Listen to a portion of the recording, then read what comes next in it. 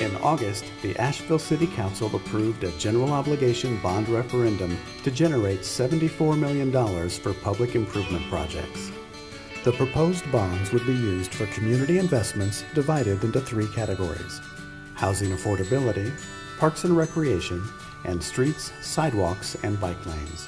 Voters will vote separately on each category. The proposed projects align with the strategic focus areas adopted by the Asheville City Council.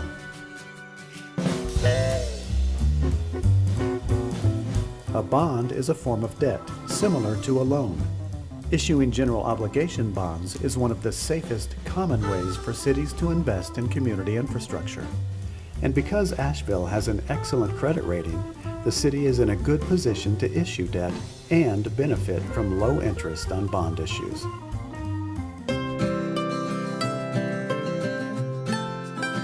The city's current capital improvement program is at capacity, so no additional projects can be added until the year 2023 or later without removing projects currently in the program. Meanwhile, Asheville's per capita debt is lower than the state average, which indicates the city's capacity to responsibly assume additional debt. Based on the city's projected debt capacity, issuing $74 million in general obligation bonds could require a 4.15-cent increase in property taxes for every $100 in valuation. So based on current rates, if the bonds are approved, they could increase city property taxes by about $110 a year, or a little more than $9 per month for a home valued at $275,000. Approved projects would supplement the city's current capital improvement program. The city will have 7 years to issue bonds and approximately 20 years to pay off the bonds after the funds are received.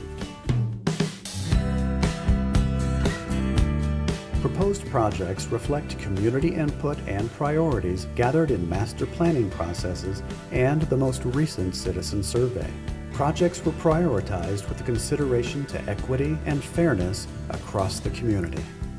The proposed $25 million in housing affordability bonds would provide additional support for the Housing Trust Fund, a program that helps create diverse and affordable housing choices. It would also enable the city to repurpose city-owned land for development that supports housing affordability with the South Charlotte Street corridor as a primary project.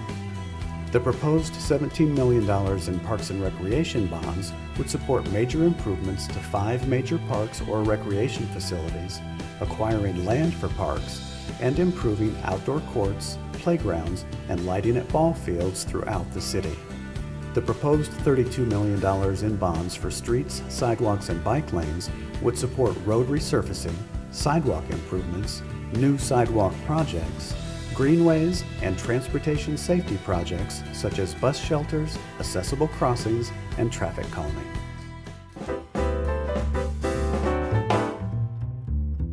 Do I have to vote the same way for all three? No, you can vote yes for some and no for others. Is there any way to vote for or against all three at once? No, you must vote on each question separately.